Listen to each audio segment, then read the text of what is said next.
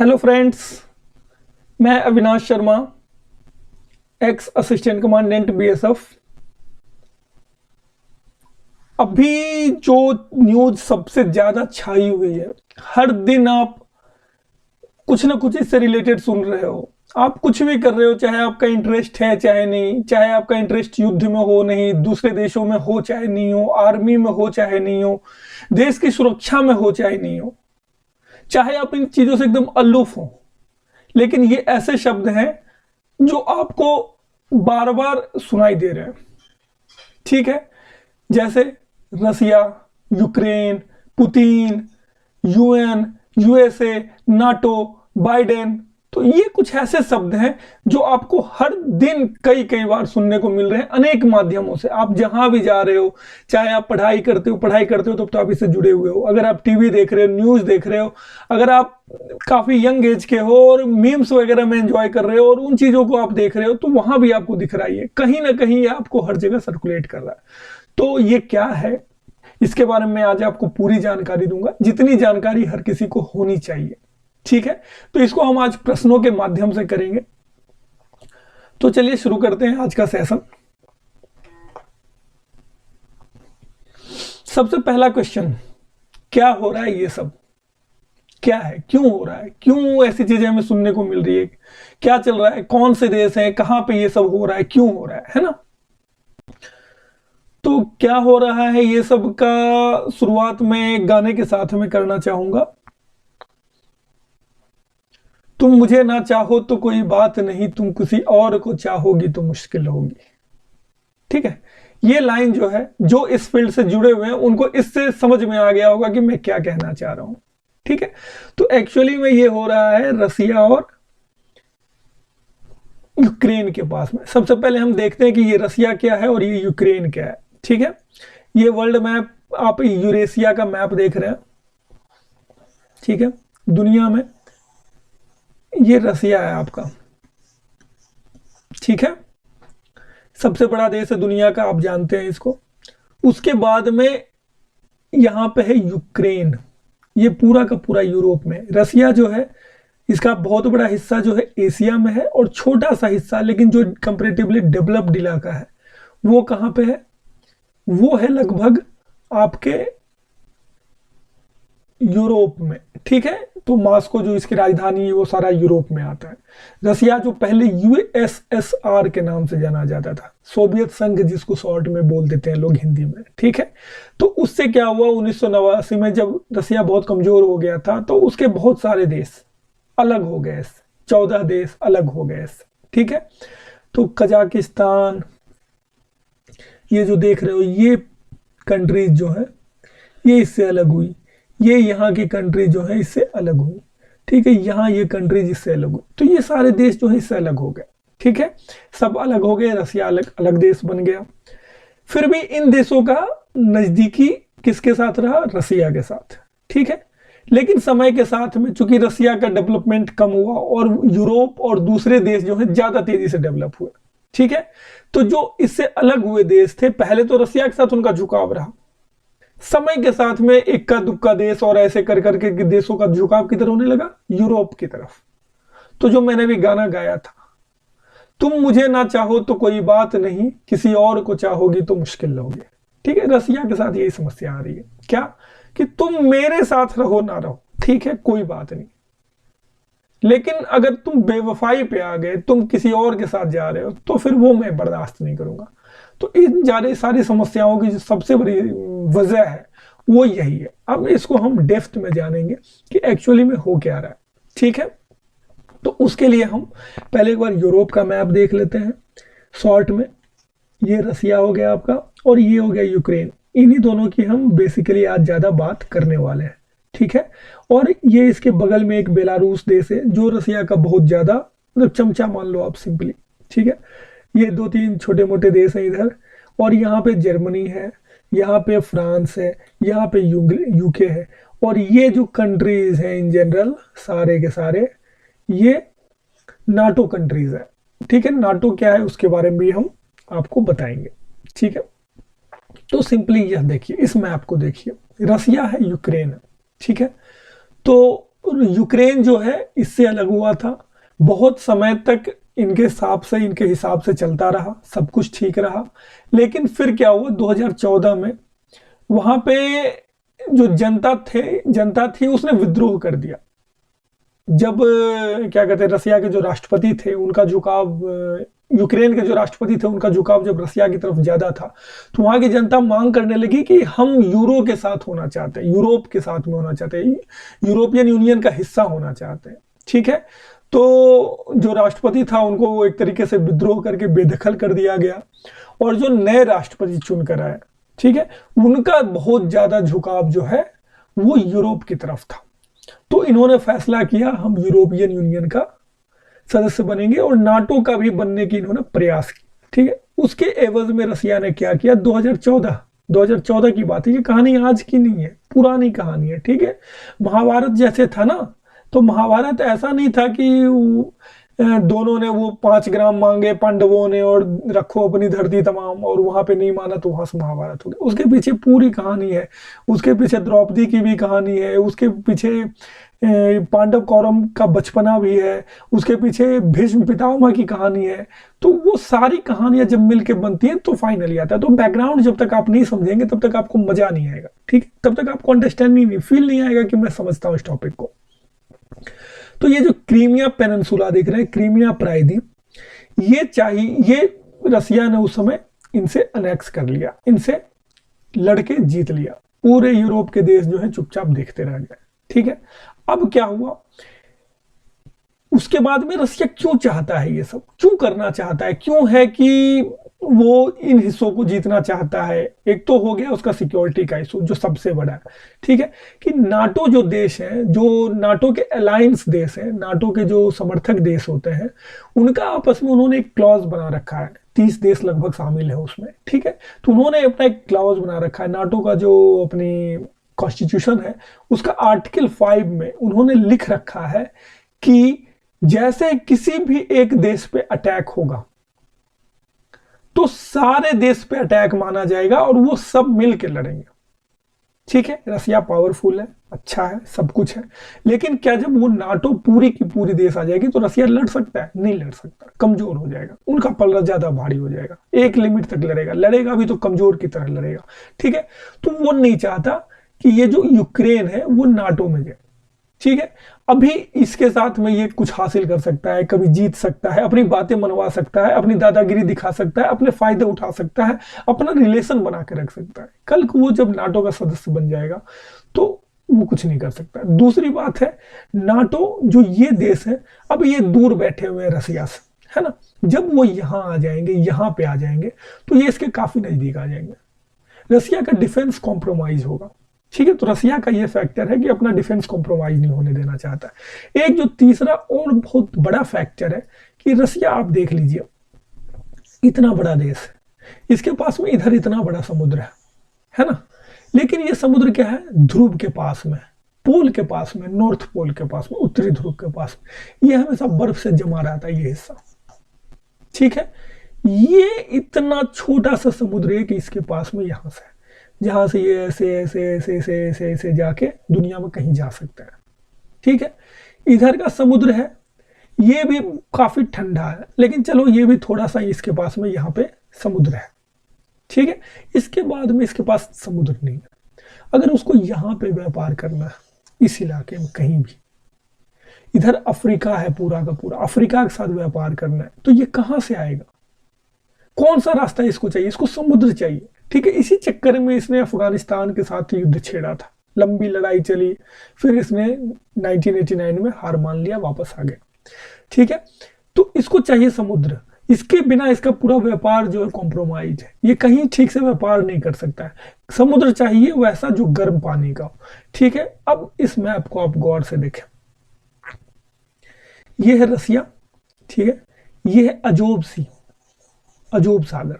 ठीक है, तो अभी तक ये क्रीमिया इसका था, तो ये भी इसको बहुत लिमिटेड वे में रसिया के पास में मौजूद था। अब जब क्रीमिया इसने ले लिया है तो ये पूरा का पूरा एक तरीके से अजोब सागर जो है इसका हो गया, है ना, ये पूरा का पूरा अजोब सागर जो है एक तरीके से इसका हो गया। दूसरा मैप आप ये वाला देखें, ये है अजोब सागर और ये है काला सागर, ब्लैक सी। ठीक है, ये इतनी बाउंड्री इसकी ऑलरेडी है। क्रीमिया आने के बाद में इसका इतना बड़ा बाउंड्री हो गया। ठीक है, तो ये अब इधर से यहाँ छोटे छोटे से जुड़ा हुआ है, छोटे छोटे जल संधि है, उससे जुड़ा हुआ है, मेडिटेरेनियन सी में पहुंच सकता है, भूमध्य सागर में, और वहां से फिर विश्व के अलग हिस्सों में जा सकता है। तो इस इलाके में इसका जितना आधिपत्य होगा ब्लैक सी में, उतना रसिया के लिए बहुत ही ज्यादा आवश्यक है।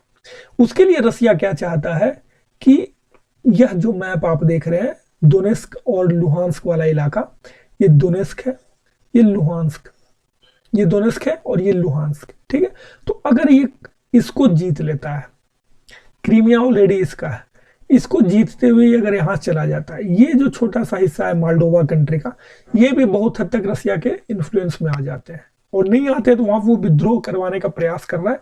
तो ये पूरा का पूरा अगर ये हिस्सा अगर ये काट लेगा, तो यूक्रेन क्या होगा, एक लैंड लॉक्ड कंट्री हो जाएगा, इसके पास कोई समुद्र नहीं रहेगा, इसकी डिपेंडेंसी रसिया पे थोड़ी और ज्यादा बढ़ जाएगी। ठीक है, और रसिया का ये पूरे समुद्र पे कंट्रोल हो जाएगा, ब्लैक सी और ज्यादा अच्छे तरीके से इसके पास में ये पूरा अगर ऐसे आ जाएगा तो इसके लिए बहुत अच्छा हो जाएगा। ठीक है, तो एक कारण तो ये।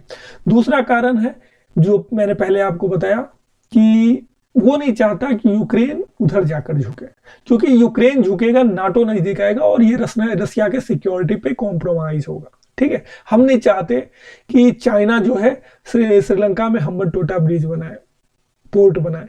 हम नहीं चाहते कि चाइना नेपाल के साथ अपने ज्यादा संबंध बनाए और वहां अपने रेल और ब्रिज बनाए। ठीक है, हम भी नहीं चाहते, तो वैसे ही ये भी नहीं चाहता, रसिया भी नहीं चाहता। रसिया का तो ये हिस्सा रहे हैं और आज से मात्र 30 साल पहले रहे, तो रसिया कैसे चाहेगा ये चीज। ठीक है, आप समझ सकते हो। रसिया के जो अभी वर्तमान के प्रधानमंत्री हैं, राष्ट्रपति हैं, वहां राष्ट्रपति होते हैं जो सारे डिसीजंस लेते हैं। ठीक है, तो वो जो है उनका झुकाव बहुत ज्यादा यूरोप की तरफ, और रसिया को इस बात से परेशानी है। दूसरी चीज क्या है, तीसरी चीज, पुतिन। ठीक है, पुतिन कौन है? पुतिन वैसे शासक हैं जो पता नहीं कब से शासन में हो, पता नहीं कब तक शासन में रहेंगे। ठीक है, एक तानाशाह होने के लिए जितने गुण हैं वो सारे गुण पुतिन में मौजूद है। ठीक है, उनको मिलिट्री पावर का पता है, उनको पता है कि कैसे युद्ध किया जाता है, उनको पता है कि कैसे राष्ट्रीयता का दंभ भर के जनता को कंट्रोल में रखा जाता है। ठीक है, और ऐसे लोगों के साथ जब ये लंबे समय तक सरकार में रह जाते हैं तो समस्या क्या आती है कि इनको यसमैन लोग पसंद होते हैं, वैसे लोग जो सिर्फ इनकी हाँ में हाँ मिला सके। ठीक, इसकी वजह से लंबे समय में क्या होता है कि इनको वैसा आदमी कोई मिलता ही नहीं है जो इनके मुंह पे सच्चाई बता सके। मिस्टर प्रेसिडेंट, आप ये जो कर रहे हैं ये गलत कर रहे हैं, ये आपके जो कैलकुलेशंस हैं ये आपके कैलकुलेशंस है, ये दुनिया के कैलकुलेशंस नहीं है, इसका ये नुकसान हो सकता है। ऐसे बोलने वाले लोग धीरे धीरे कम होते जाते हैं। ठीक है, इसको क्या बोलते हैं, इसको तानाशाह का फंदा बोलते हैं। ठीक है, कि इसकी वजह से क्या होता है, तानाशाह एक ट्रैप में फंसता जाता है, एक फंदे में फंसता जाता है, वो अपने यसमैन लोगों से घिर जाता है, रियल समस्याएं, रियल चीजों को देख ही नहीं पाता है। तो मे भी रसिया के साथ ऐसा हुआ हो, पुतिन के साथ ऐसा हुआ हो कि पुतिन को लगा हो कि आज के डेट में हमने सारे कैलकुलेशंस कर लिए हैं और हम यूक्रेन पे अटैक कर देते हैं तो हम फाइनली एक तो जीत जाएंगे और उसके बाद में दुनिया में हम अपना लोहा मनवा देंगे और बाकी सारी जो तैयारियां करनी है वो तो हम कर लिए। ठीक है, अब मेरे ख्याल से आपको इस प्रश्न का जवाब मिल गया होगा कि क्यों हो रहा है ये सब।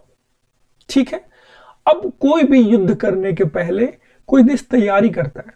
अगर आप आज लड़ रहे हो ना, आज कोई देश युद्ध लड़ रहा है, अगर रसिया आज युद्ध लड़ रहा है यूक्रेन के साथ, तो ये आज नहीं लड़ रहा है, ये तैयारी उसने 3 साल 4 साल 5 साल 7 साल पहले शुरू कर दी होगी। ठीक है, कैसे करना है, कब करना है, किस तरीके से एग्जीक्यूट करेंगे, इसके क्या इफेक्ट आएंगे, उन इफेक्ट को हम कैसे न्यूट्रलाइज करेंगे, क्या क्या ऐसी चीजें आएंगी जिसको झेलने के लिए हमें तैयार रहना पड़ेगा, ये सारी चीजें।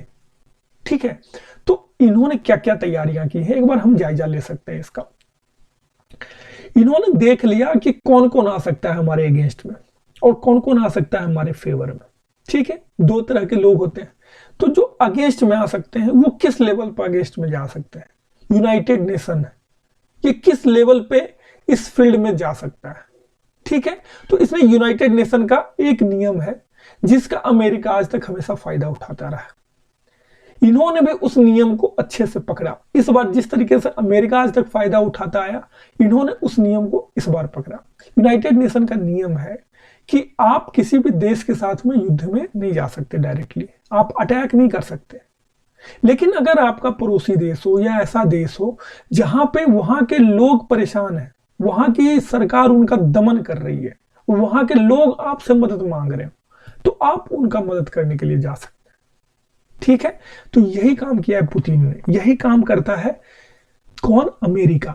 यही काम जब वो अफगानिस्तान में उसको अटैक करना होता है, जब उसको इराक में अटैक करना होता है, जब भी दुनिया के किसी देश में उसको अटैक करना होता है, तो वो इसी क्लॉज का, यूनाइटेड नेशन का, संयुक्त राष्ट्र का, वो इसी नियम का फायदा उठाता है। तो इस बार रसिया ने क्या किया है, ये जो क्षेत्र आप देख रहे हैं, दोनेत्स्क और लुहांस्क, ठीक है, इस इलाके में इसने क्या किया है, ये जो आपको ऐसे वाले इलाके दिख रहे हैं थोड़े से, है ना, तो इन इलाकों में इसने क्या किए, विद्रोह करवाए। वहां के लोग जो है ज्यादा रूसी मूल के हैं, जनसंख्या उस इलाके में रूस के नजदीक है। आप देख रहे हैं वंस अपॉन अ टाइम ये रूस का हिस्सा भी, यूएसएसआर का हिस्सा भी था, तो रूसी बोलने वाले लोग इन जनरल यूक्रेन में 20% है, तो इस इलाके में तो ज्यादा होंगे ही। उन लोगों के थ्रू उसने विद्रोह करवाया। अपने सैनिक जो है भेष बदलकर और अलग अलग रूप में सिविलियन के रूप में वहां भेजे, हथियार सप्लाई किए, उनसे विद्रोह करवाया और उस इलाके को ऑलमोस्ट जो है फ्री करवा लिया। ठीक है, अब ये बोल रहा है कि वहां पे अत्याचार हो रहा है, तो हमें इसकी मदद के लिए जाना होगा। यूनाइटेड नेशन कुछ नहीं बोल सकता इस क्लाउज के अगेंस्ट में, क्योंकि उस नियम का मजाक पहले ही अमेरिका कई बार बना चुका है। तो अब उसके पास, यूनाइटेड नेशन के पास कुछ बोलने के लिए नहीं बच जाता है। ठीक है, वैसे वैसे भी बोला जा रहा है कि यूनाइटेड नेशन जो है लीग ऑफ नेशंस जितना बेकार चीज था, ऑलमोस्ट वैसा ही हो चुका है। इसकी अहमियत नाम मात्र की बच गई है। पिछले कई इंसिडेंट्स में हमने देख लिए, और इस बार तो यह स्पष्ट है कि यूनाइटेड नेशन पंगु हो चुका है, पंगु। ठीक है, कितना पंगु हुआ है यह भविष्य निर्धारित करेगा कि क्या वो थर्ड वर्ल्ड वॉर जो दुनिया जाने के चांसेस हैं उसको जाने से रोक सकेगा, या फिर वो क्या करता है, वो अभी भविष्य के गर्त में है। लेकिन बहुत हद तक यूनाइटेड नेशन पंगु हो चुका है। ठीक है, तो अब ये कहां कैसे घुस रहा है वो देख लिया आपने। उसने उसकी तैयारी क्या की, पहले विद्रोह करवाया वहां के लोगों से, और अपने आप को एक कारण दिया, एक जस्टिफिकेशन दिया। एवरीवन नोज कि ये सिंपल जस्टिफिकेशन है, मेयर जस्टिफिकेशन, लेकिन वो ऐसा है कि कागज पे उसको प्रोड्यूस किया जा सकता है, टेक्निकली आप गलत नहीं बोल सकते उसको। ठीक है, वो इस कारण से वहां पे घुस रहा है।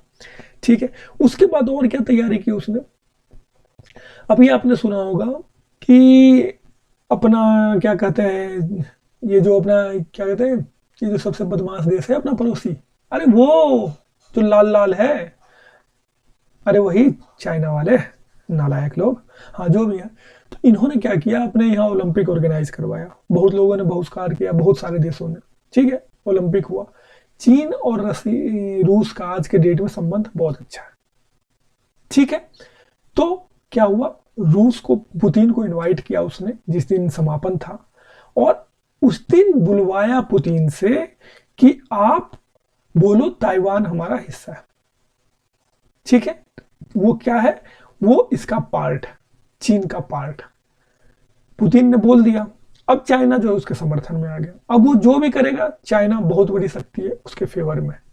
ठीक है, तो एक बहुत महत्वपूर्ण शक्ति जो है अब चाइना जो उसके फेवर में। ठीक है, नाटो अभी मदद इसलिए नहीं कर सकता क्योंकि यूक्रेन नाटो का सदस्य बना नहीं है।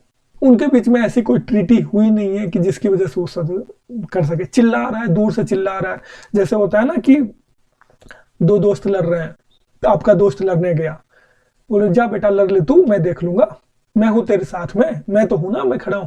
वो भी देख रहा है ये तो बड़ा ताकतवर आदमी है, मेरे साथ में है, उससे तो लड़ ही लेंगे।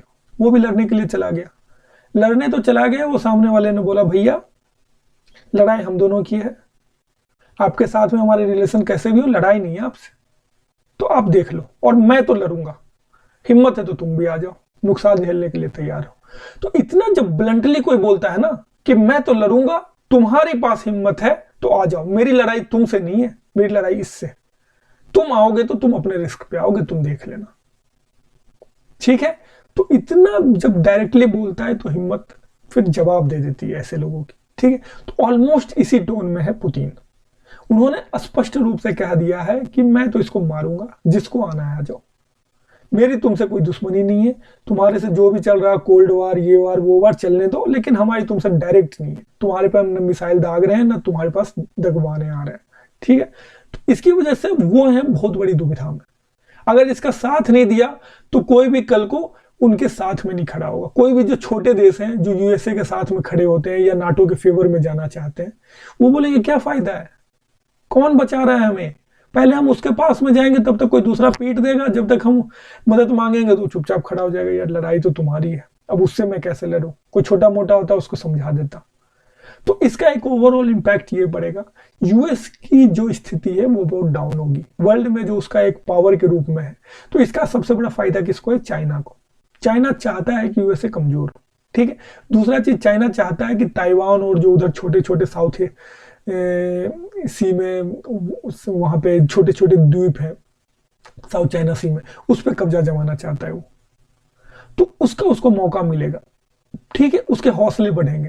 तो चाइना का फायदा है अपना, दोनों की रिलेशन बड़ी अच्छी है चाइना और रसिया की, तो ओवरऑल उसका फायदा होगा। तीसरी तैयारी क्या है, रसिया ने हर जगह अपने हिसाब किताब लगा रखे हैं कि कहां कहां से विद्रोह आ सकता है, कहां कहां से कौन डायरेक्टली आ सकता है, उसको कैसे टैकल करना है, ठीक है।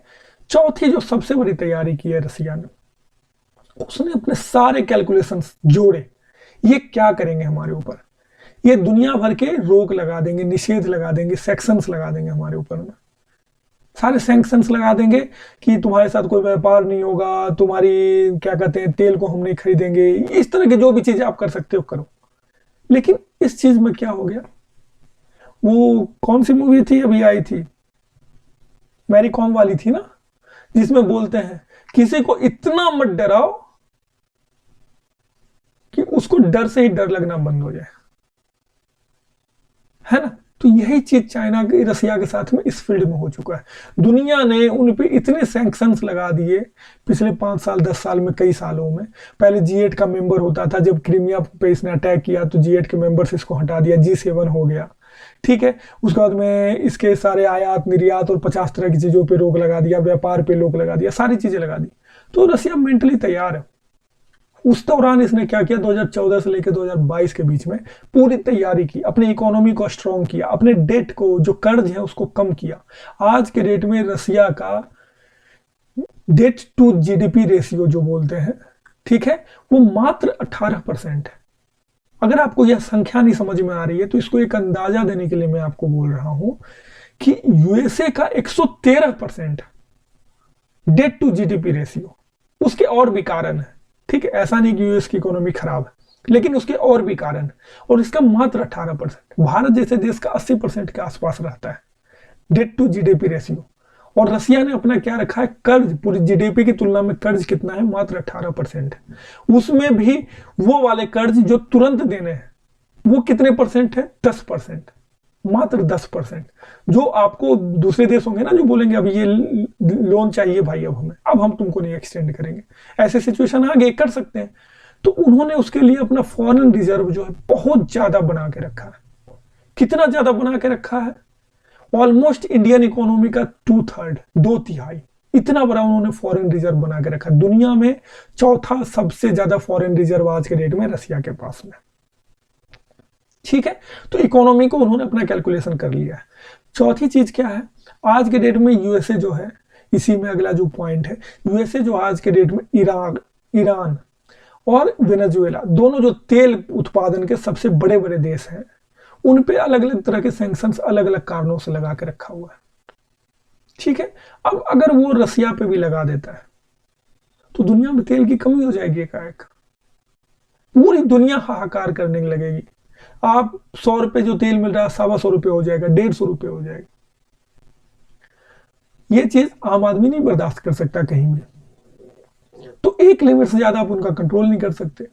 और रसिया सप्लाई किन चीजों की करता है, वैसी चीजों की जो लग्जरी नहीं है, जो एसेंशियल है, गैस की सप्लाई, पूरा यूरोप डिपेंड करता है इन पे। यूरोप के लोग जो है बहुत ज्यादा साइलेंट हैं इसके चक्कर में।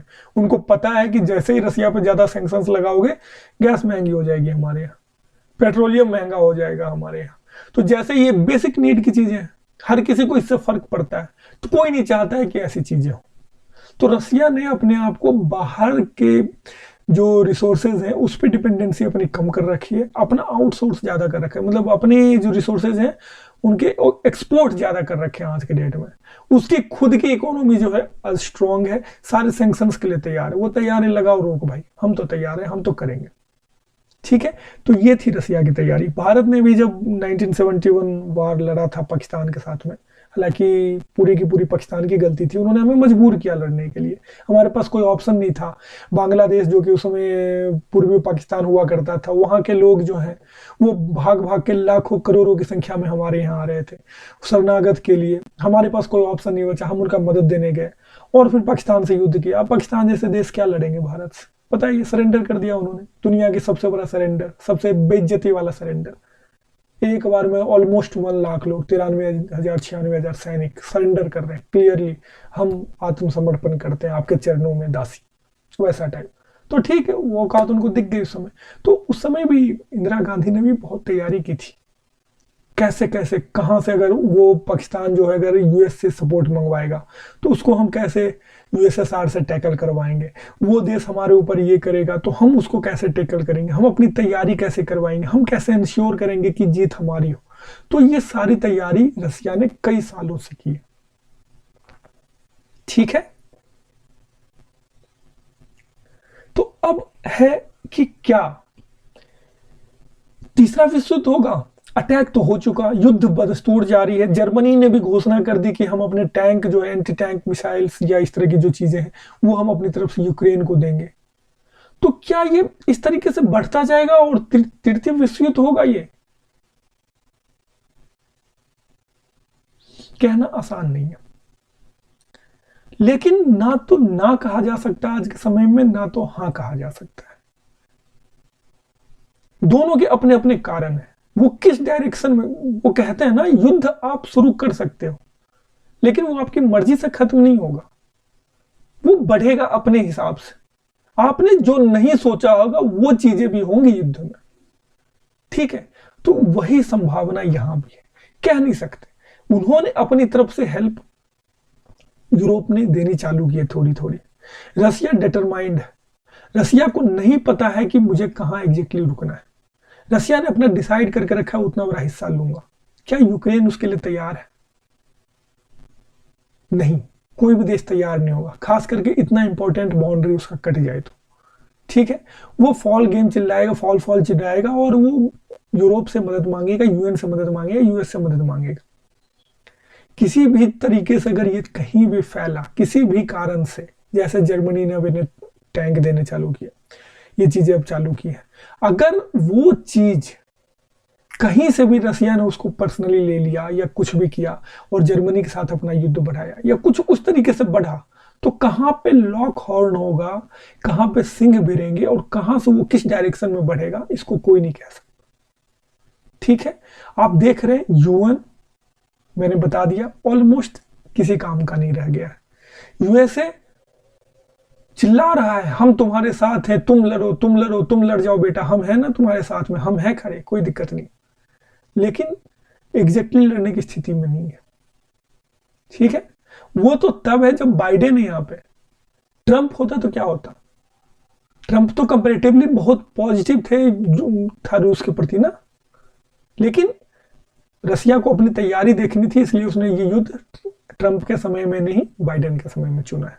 ठीक है, नाटो सारे परेशान हैं, सारे एक मौके का इंतजार कर रहे हैं जो एक जेन्युइन कारण मिल जाए, और सारे अपने कैलकुलेशंस कैलकुलेट कर रहे हैं। क्या घुसना युद्ध में ठीक होगा? क्या उसकी लड़ाई अपने सर पे लेनी ठीक होगी? क्या यूक्रेन को हम पूरा का पूरा छोड़ दें? छोड़ने के बाद हमारी क्या वैल्यू रह जाएगी? लेकिन अगर घुस जाते हैं तो ये कहां जाएगा? घुस जाएंगे तो फिर ये तृतीय विश्व युद्ध हो सकता है। ठीक है, तो ये सारे कैलकुलेशंस हैं, अभी नहीं कह सकते। एक गलत मिसाइल, एक गलत डायरेक्शन, एक गलत अटैक और सारा कुछ कभी भी बदल सकता है। तो आप ये नहीं कह सकते तृतीय विश्व युद्ध नहीं होगा, लेकिन रसिया भी नहीं चाहेगा, दुनिया का कोई देश नहीं चाहेगा। उन्होंने बड़े स्तर पे तबाही देखी है दूसरे और पहले विश्व युद्ध में, क्या हो सकता है वो देखा हुआ। परमाणु बम है, परमाणु बम का क्या हो सकता है वो देखा हुआ है। ठीक है, परमाणु बम से याद आया, ये जो यूक्रेन है ना, यूक्रेन, बेलारूस, कजाकिस्तान, ये सारे यूएसएसआर के, सोवियत संघ के हिस्सा थे। ठीक है, यूक्रेन के पास में खास करके, इन तीनों के पास में बहुत परमाणु बम थे। यूक्रेन के पास में खास करके बहुत ही बड़ा सोर्स था परमाणु बम का, बहुत बड़ा स्टॉक था। इनको रसिया ने समझाया, रसिया तो उस समय रसिया के एक तरीके से चमचे जैसे थे, रसिया ने समझाया, यूएस ने समझाया, यूरोप ने समझाया न, और यूनाइटेड नेशन ने समझाया कि भाई परमाणु बम कोई अच्छी चीज तो है नहीं, हम तुम्हारी सिक्योरिटी की गारंटी लेंगे, तुम एक काम करो अपना परमाणु बम दे दो। यूक्रेन ने विलिंगली, खुशी से दे दिया। बुडापेस्ट मेमोरेंडम हुआ 1994 में। यूक्रेन ने, बेलारूस ने, कजाकिस्तान ने, इन तीनों ने क्या किया, अपना परमाणु बम दे दिया। ठीक है, इसका क्या हुआ नुकसान, आप देख सकते हैं क्या नुकसान हुआ। अगर आज के डेट में यूक्रेन के पास में परमाणु बम होता तो क्या रसिया की हिम्मत होती युद्ध इस स्तर पे छेड़ देने की, नहीं होती।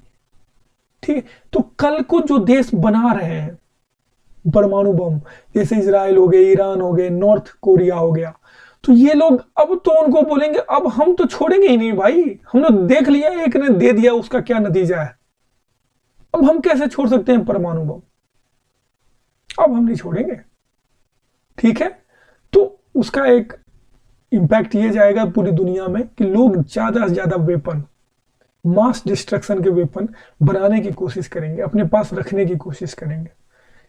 जो सेंसिबल देश हैं, जो बड़े देश हैं, जो रिस्पॉन्सिबल देश हैं, वो तो रख ही रहे हैं, उनमें भी कुछ को नहीं रखा गया। वैसे देश को भी अब लाइसेंस मिल जाएगा रखने का, मतलब मोरली आप उनको गलत नहीं कर पाएंगे कि जिनके पास में जो, मतलब जिनकी स्थिति डावाडोल है, कब क्या कर दें, जो आतंकवादी घटनाओं से, तानाशाहों से प्रेरित, प्रताड़ित हैं, परेशान हैं, वो लोग भी अब रखने लगेंगे। तो ये चीज दुनिया में अब बढ़ेगी। ठीक है, अब अगला जो क्वेश्चन आता है, कब रुकेगा भैया ये, कब तक चलेगा, कब रुकेगा, रुकना होगा ना इसको, कैसे चलेगा ये। तो भाई ये कब रुकेगा इसका कोई फंडा नहीं है, लेकिन रसिया का कहना है, मानना है, कहना नहीं है, वो तरीके मन सोच रहा है, उसके हिसाब से तो ये इलाका इलाज कम से कम आराम होना चाहिए। यूक्रेन लिख के गारंटी दे दे कि हम नाटो के साथ में, नाटो के सदस्य नहीं बनेंगे, और ये दिखा दे कि हम रसिया के साथ में रहेंगे ज्यादा, उनका राष्ट्रपति को टेक्निकली ये चेंज करवा लें, ये सब उसकी मतलब मानना होगी। एक मतलब वो होगा ना कि डिमांड, कल को मैं यूक्रेन को घुटनों पे ला दूंगा, समझौता करवाऊंगा, जब उसके बहुत ज्यादा लोग मार देंगे, सैनिकों को मार देंगे, सबको मार देंगे, जब यूक्रेन को लग जाएगा अब लड़ तो सकते नहीं, सपोर्ट कहीं से नहीं आ रहा, तो वो झुक जाएगा, फिर वो अपनी डिमांड रखेगा। तो बेसिकली ये इलाका जो है इस पे कब्जा कर लेगा, और मे बी वो यहां तक चला जाए। ठीक है, तो ये हो गया रसिया के साइड से कि युद्ध कब रुकेगा। यूक्रेन के साइड से, यूक्रेन के साइड से जब सारे देश आ जाएं और रसिया को किसी भी तरीके से रोके, रसिया, यूक्रेन क्या कहते हैं, हर देश से मदद मांग रहा है, हर जगह के जो उसके दूतावास के लोग हैं वो हर तरफ मदद मांग रहा है, तो वो ट्राई कर रहा है कि ज्यादा से ज्यादा लोग आए। उसके राष्ट्रपति जो है वर्दी पहन के हर दूसरे दिन कहीं ना कहीं दिख जा रहे हैं, हर दूसरी लोकेशन पे दिख जा रहे हैं, तो वो मोरली अपने देश के लोगों को सपोर्ट कर रहे हैं। लेकिन सबको पता है यूक्रेन रसिया से नहीं लड़ सकता। ठीक है, एक लिमिट से ज्यादा उसके पास में क्षमता नहीं है, तो यूक्रेन की तरफ से एज सच कुछ नहीं है, वो लड़ता रहेगा तब तक जब तक हार ना जाए, घुटनों पे ना आ जाए, या उसको जब तक कहीं से मदद ना मिल जाए, या जब तक रसिया को ये ना लग जाए कि यहां लड़के फायदा कम नुकसान ज्यादा है।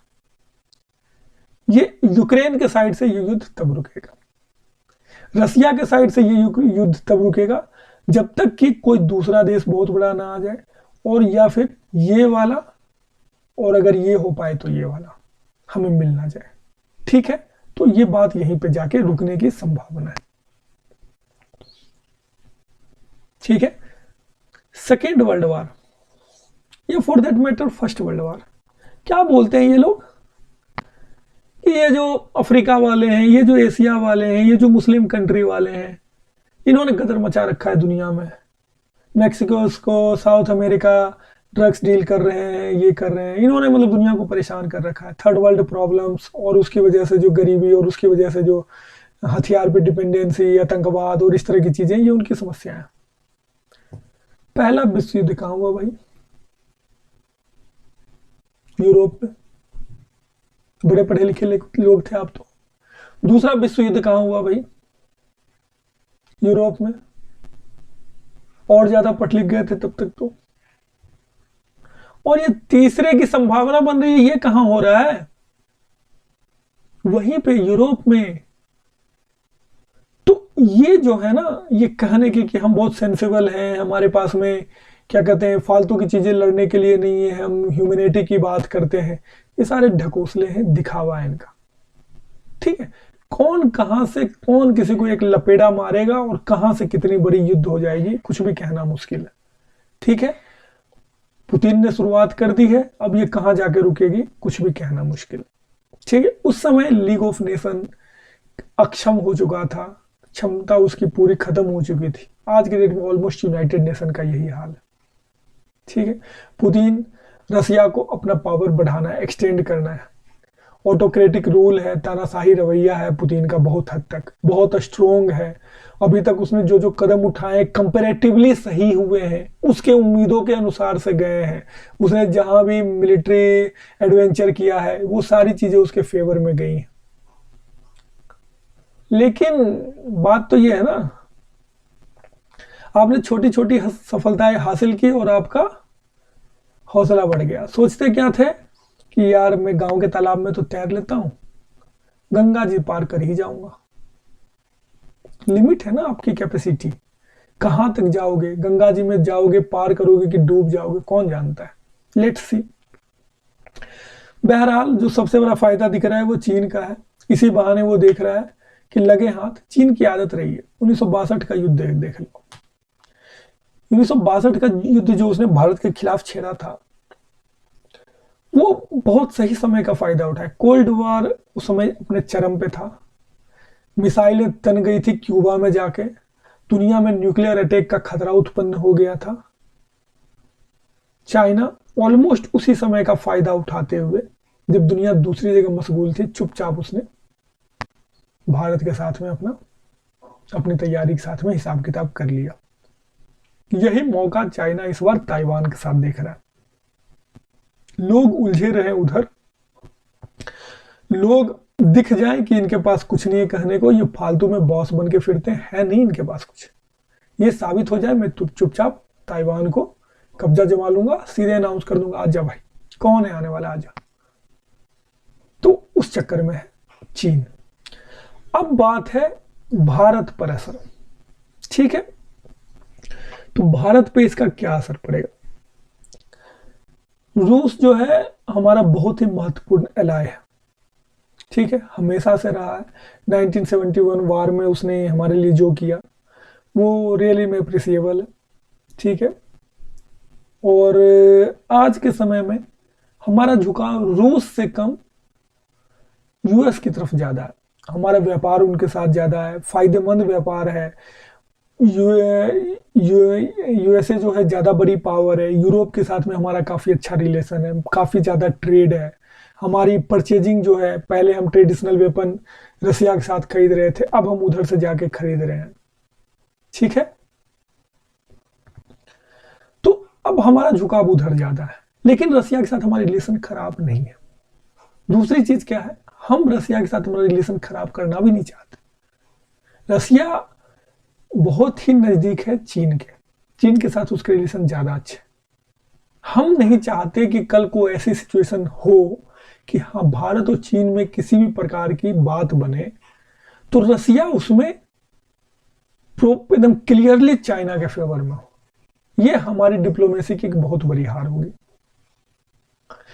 अमेरिका चाहता है हम फेवर करें यूक्रेन का, हम विरोध करें रसिया का, लेकिन इंडिया के पास में अभी ऐसा कुछ नहीं। दूसरे की लड़ाई में हम अपना किस लिए सर लगाए? आप दोनों लड़ो, हम एब्सटेन करेंगे। ऑब्वियसली मॉरली मेरा मानना है कि युद्ध जो है दुनिया की सबसे आखिरी चीज होनी चाहिए, आखिरी से भी आखिरी चीज होनी चाहिए। एक फौजी रहने के नाते मुझे ये पता है कि क्या गुजरती है लोगों पे, क्या गुजरती है उनके परिवार पे। छोटी सी कोई घटना हो जाती है कहीं बॉर्डर पे तो उनके परिवार पे क्या गुजरती है। बंदा तो लड़ लेता है लेकिन उनके परिवार पे क्या गुजरती है। बंदा तो देश के लिए लड़ रहा होता है, वो फौज पे खड़ा है, हम तो लड़ेंगे भाई, पहले देश है बाकी चीजें बाद में। लेकिन उसके घर वाले, वो जो बंदा शहीद हो जाता है उसके घर वालों पे क्या गुजरती है। वो कहते हैं ना कि सबके लिए युद्ध जो है एक्साइटिंग चीज है, युद्ध के टलने की दिल से दुआ सिर्फ फौजी ही करता है, क्योंकि उसको पता है कि मेरी जिंदगी, मेरा परिवार, मेरा सब कुछ दांव पे लगा हुआ है। यहाँ जीतेगा कोई, हारेगा कोई, गवाऊंगा मैं। मेरा देश जीतेगा तब भी मैं गवाऊंगा, मेरा परिवार गवाएगा। हारूंगा तब भी मैं ही गवाऊंगा, मेरा परिवार गवाएगा। उसके पास सब कुछ खोने के लिए। ठीक है, बहरहाल इंडिया के साथ में क्या है कि इंडिया के रिलेशन रसिया के साथ में बहुत ज़्यादा डिपेंडेंसी है, हमारा व्यापार भी ठीक ठाक है और स्ट्रेटजिक रिलेशंस भी हैं। हमारे अधिकतर वेपन्स आज के डेट में भी, हमारे टैंक जो हैं, हमारे फाइटर जेट्स जो हैं, सुखोई आप जानते होंगे, मिग जानते होंगे, तो ये सारे हैं। फिर क्या कहते हैं, परमाणु पनडुब्बी है, जो चीज़ें कोई दुनिया में दूसरे को देने की सोच नहीं सकता वो हमें रसिया ने दे के रखी हुई है। ठीक है, और भी बहुत सारे हथियार, हमारी अधिकतर जो हथियार है आज में, AK-203 का भी हमने डील किया है उनके साथ में। तो ऐसे करके पता नहीं कितने हमारे मतलब उनके साथ में रिलेशन है। हम उनको डिच नहीं कर सकते, हम उनको निगेटिव नहीं दिखा सकते, लेकिन उससे ज़्यादा इंपॉर्टेंट है आज के डेट में US, हम उनको भी नहीं कर सकते। तो इंडिया ने अभी तक एब्स्टेन किया है, इसमें कुछ भी बोलने से मना किया है, किसी के फेवर या अगेंस्ट में जाने से मना किया है इंडिया का। ये यूक्रेन के साथ हमारा क्या है, आप जानते हैं कि खाद्य तेल जो है, एडिबल ऑयल्स, ठीक है, उसका सबसे बड़ा हिस्सा ऑलमोस्ट 70% सूरजमुखी, वो वहीं से सूरजमुखी का तेल आता है। जो आप घर में पकौड़े तलते हो, सब्जियों में इस्तेमाल करते हो और बहुत जगह, तो वो कहाँ से आता है, वो यूक्रेन से आता है। उसकी कीमतें पिछली बार आपने देखा था कितनी बढ़ गई थी, वो एक बार फिर से राइज करेंगी, बड़े लेवल पे राइज करेंगी। इसका एक और नुकसान क्या होगा, वो जो कि भारत के लिए फायदा होगा, विश्व के लिए नुकसान होगा, कि वो जो इलाका है यूक्रेन का और रसिया वाला, वो ज्योग्राफी वाले जानते होंगे ये चीज को, कि वो घास का मैदान है बेसिकली। ठीक है, वो जो घास का मैदान है वहां गेहूं का उत्पादन बहुत ज्यादा होता है, उसको गेहूं का कटोरा भी बोल देते हैं कई बार। बहुत अच्छी उत्पादन होती है वहां से, गेहूं विश्व में सप्लाई होती है। ठीक है, तो गेहूं वहां से सप्लाई कम होगी, गेहूं की डिमांड बढ़ेगी, और वो डिमांड कौन पूरा कर सकता है, भारत। भारत के पास गेहूं एक्सेस में है तो वो दुनिया में सेल कर सकता है। तो इंडिया के लिए एक मतलब टेम्पररी फायदा उससे मिलेगा। ठीक है, तो ये सारी चीजें हैं, ये सारी समस्याएं हैं। तो इस बात के साथ यह दुआएं करते हुए कि शायद ये युद्ध टल जाए, जल्दी खत्म हो जाए। वहां के लोग, यूक्रेन के लोग जो इतनी वीरता से लड़ रहे हैं, जिनकी फोटो हम हर दूसरे घंटे में कहीं ना कहीं से देख ले रहे हैं, जहां हमें दिख रहा है कि वो कितनी जाबाजी के साथ लड़ रहे हैं। रसिया जो हमारे इम्पोर्टेंट चलाया है, और ऐसी सिचुएशन ना क्रिएट हो जाए, ऐसा कुछ ना हो जाए कि थर्ड वर्ल्ड वॉर टाइप का कुछ हो जाए।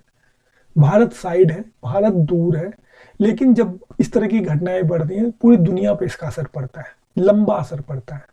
ठीक है, शांति व्यवस्था से विश्वास उठता है, तो ये सारे जो नुकसान आएंगे। चले तो ठीक है, मेरे ख्याल से मैंने आपको रसिया और यूक्रेन के जो सारे टॉपिक्स थे अच्छे से समझा दिए। अगर आपको अच्छा लगा हो तो आप लाइक, शेयर, सब्सक्राइब जरूर करें, कमेंट करें इस विषय में। अगर आपका कोई भी जानकारी अधूरी रह गई हो या जो आप जानना चाहते हैं तो आप कमेंट सेक्शन में पूछ सकते हैं। और इस तरह की जो भी वीडियोज़ हैं, बहुत डिमांड में था रसिया यूक्रेन पर सर वीडियो लाइए। मैं अभी बहुत ज़्यादा बिजी था 60 डेज़ जीएस प्रोग्राम में, लेकिन फिर भी मुझे लगा कि लोगों को ये इस टॉपिक के बारे में सही से क्लियर करना चाहिए, इसलिए मैं आपके लिए वीडियो लेके आया हूँ। इन केस कभी मुझे लगेगा या आपकी डिमांड होगी तो मैं इस तरह के इंटरेस्टिंग वीडियोज़ लेके आता रहूँगा। आप हमारे चैनल को सब्सक्राइब करें, कमेंट करें। आप हमारा टेलीग्राम ग्रुप ज्वाइन कर सकते हैं, डिस्क्रिप्शन बॉक्स में उसकी पूरी लिंक है। Thank you. जय हिंद। मिलते हैं फिर एक छोटे से ब्रेक के बाद।